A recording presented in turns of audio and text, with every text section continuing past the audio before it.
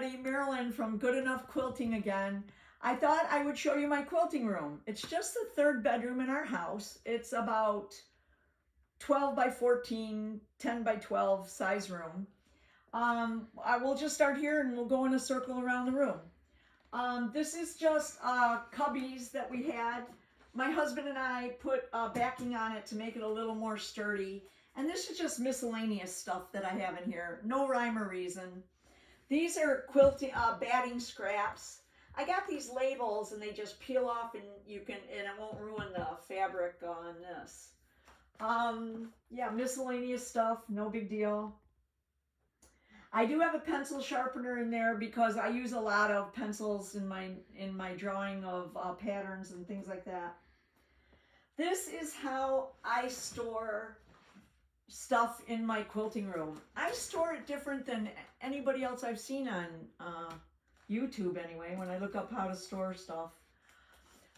I make one of these a project. Like this is a project I want to do. I bought the pattern. I'm going to have to edge quilt it, so I got to save money up for that. I have everything I need to make this quilt, this framework quilt pattern. I have everything in here that I need except the backing.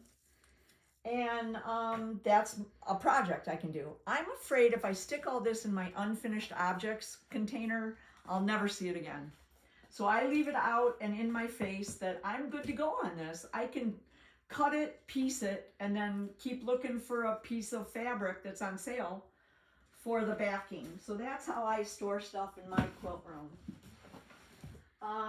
That's about it here. Nothing else. I love these rollers. I use them a lot. I use them on my to pick up stuff. Dollar store. Spray bottle for my iron. This is my ironing board. I bought a wider one, but it's nothing fancy.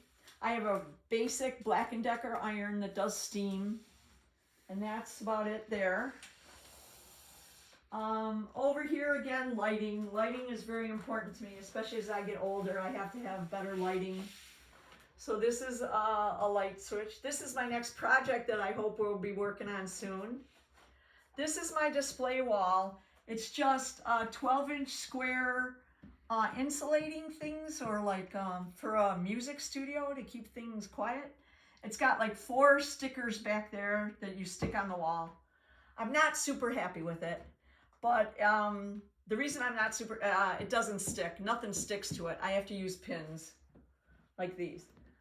But it's better than not having a design wall, I must say.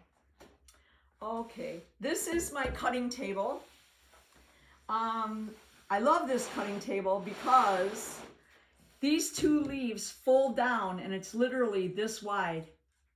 And I can just slide it up against the wall if I have company and I need to set up an air mattress in here for extra company.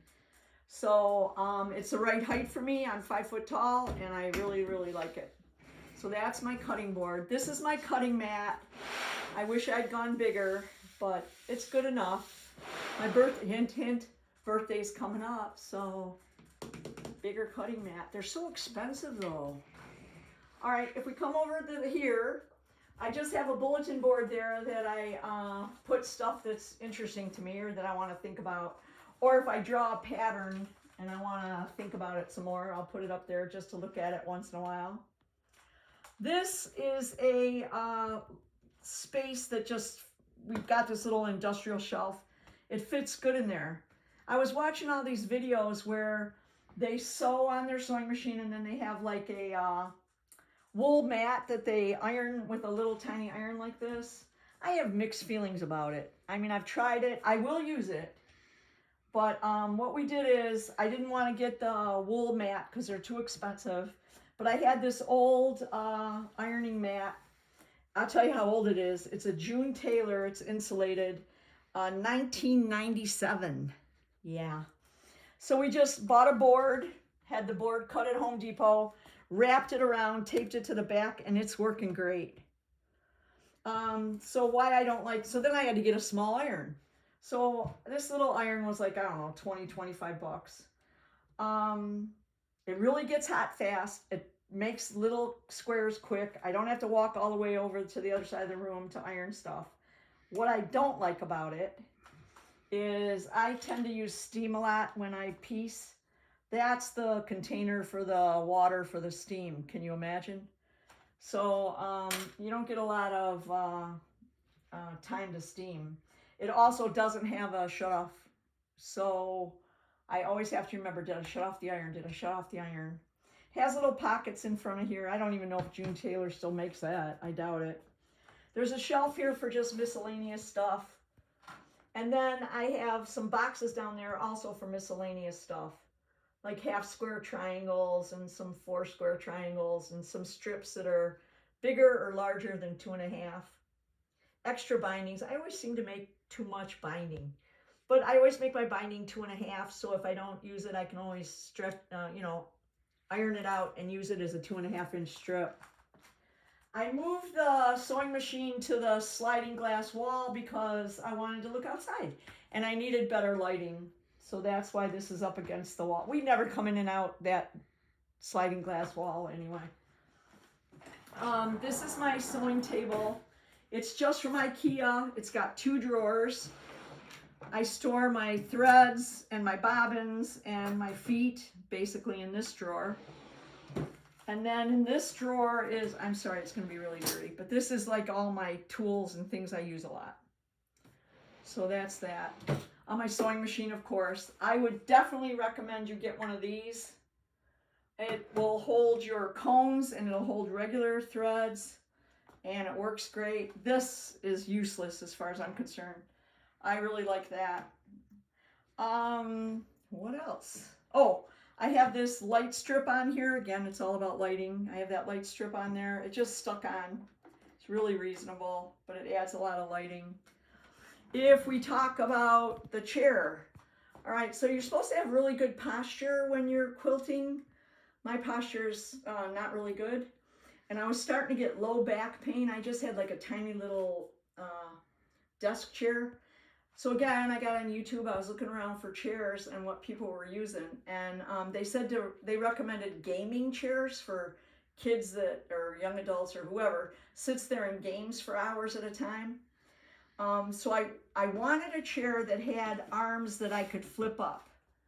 Because I spin around a lot. If I'm going to be ironing, I want to spin and get out without banging my hips against that. This came in pieces. It was easy to assemble. It had an extra cover for the bottom chair. It's got good rollers. This is the thing that makes you have better lumbar support. So far, it really has helped my back, I have to admit. So good call, people that recommended getting a gaming chair for your quilting table. All right, if you come over into this corner, I'll move this light. I couldn't figure out how to store my rulers. I didn't like any of the ones I saw online or anything. So I just bought plate display racks for like fancy plates, and it works great. So I just, Charlie and I screwed those into the wall, and it works great to hang my rulers. And I know where they're at. So that's what I do for that. This wall is my storage wall. These are just garage storage metal units that we put together. And then I bought a bunch of these bins. And this is how I store my stuff. I have that cubby that I first showed you that I put like miscellaneous stuff in. And then I actually make project bins. I got these, they're a little bit bigger project bins.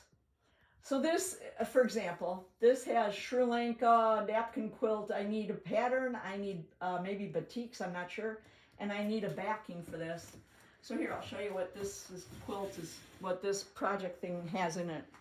Not much. My friend, whose husband's from Sri Lanka, gave me these napkins that are true batiks from Sri Lanka, 100% cotton.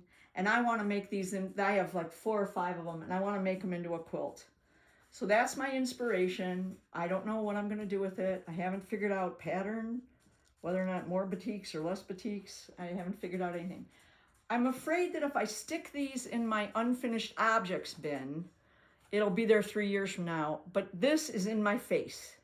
So every time I come in here, I look at that and I go, oh man, you know, I think I want to work on that. So that's that. This is a trellis quilt that I designed. This is going to be edge-to-edge quilting, so I have to save up for it. This is all ready to go. I can cut it, piece it, all of that. I do still need backing, but since I don't know how big it's going to be, I don't know how much backing I'm going to need. I bought a couple of these bags, storage bag, project bags. They're really nice, but I think they're really expensive. I found a place that had a bolt of black that I could buy cheap, so that's what that is. Rag quilt, this is all flannels to do that rag quilts where you cut the edges and it quilts. This is the quilt we just made, circles to squares quilt. That's my bin for that. This is a new one I'm going to use. I just designed a pattern for this. Quilt as you go newsprint quilt. I got some really cool fabric. So that's pretty much how I do it. These are postage stamps. For years I've been collecting and sewing together 1.5 inch scraps. I don't know what I'm going to do with it, but when I know, you'll know. And then scraps, blue scraps. If we come back down here to this storage unit, make some room. This storage unit, same idea. I have a quilt as you go strip string quilt idea I want to work on. This is my daughter's quilt that I have finished that I have to take for edge-to-edge quilting, so I can't show you that. This is a Tiny Homes Wonky Trees pattern that I'm developing. This is a bricks and stepping stones pattern that I'm developing. And this is a blue jean, I'm calling it my blue jean baby quilt. My daughter and I, 30, well, she's mid-40s, so, ooh, maybe 35 years ago, we started going to garage sales, and I would pick up all the little kids' jeans and cut out all their pockets with this idea. I'm going to make this pretty soon, so stay tuned once I have an idea, but I want to make it quilt as you go. I got an idea, but anyway. This is my applique bin. I don't applique a whole lot. 2.5 inch strips. This is an original design that I drew that I'm gonna do as a quilt as you go. These are other quilt patterns and kits. A ribbon quilt I kind of designed, yep. These are large cuts of fabric, like 3 yards or larger. I stick in here when I see something I really like. That's my unfinished objects thing. This last cubby storage thing is miscellaneous stuff. Again, this is my ironing thing. It's got starch and spray starch and for my steam for my iron. This is my maintenance and chalk pens. I have some antique stuff in here, like this is an antique pin holder, which I love. This is a very cool antique box that holds a bunch of patented, I don't know, but I don't want to open it because, yeah, anyway, it's very cool. What else? Nothing much else here. Panel projects and some empty bins. That's it. And then over here are threads. These are threads that was in my grandma's sewing kit when she passed away. So I use them. I use all the threads I have. So far it hasn't been a problem. All right, guys. That's, oh, Charlie wanted me to show you this. This is about 10 years ago. We went to Venice and we took a picture and then I sent it out and they do a paint by number. They'll give you a paint by number. So that's my one and only paint by number kit of Charlie and I in Venice 10 years ago. All right, guys, that's my sewing room. Hope to see you again. Bye.